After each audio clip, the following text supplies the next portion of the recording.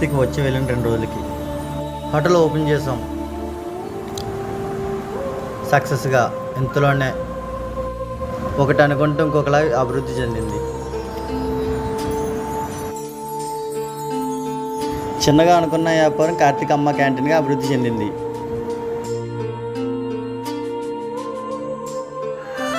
అలా కొనసాగుతూ ఉండగా కొన్ని రోజులకి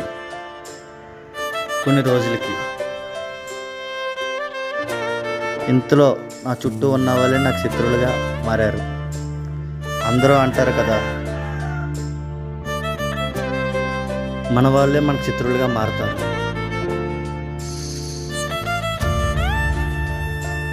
ఎవరి సాయం అడగకుండా అలా గడుస్తున్న నా జీవితం.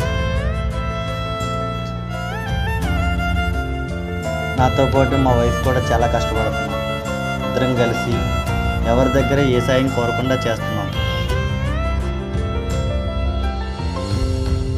చాలా హ్యాపీగా మా కష్టాన్ని మేము నమ్ముకుంటూ చాలా ఇష్టంగా చేస్తున్నాం. అనుకోని విధంగా మారడంతో చాలా ఆనందంగా, చాలా హ్యాపీగా, చాలా ఓపికగా చేస్తూ ఉన్నాం. నాతో పాటు నా పిల్లలు, నా భార్య, మా అబ్బాయి చాలా కష్టపడ్డాం. దీన్ని ఎక్కడి దాకా తీసుకెళ్లాలన్న ఆలోచనతోనే అలా చేస్తూ ఉన్నాం.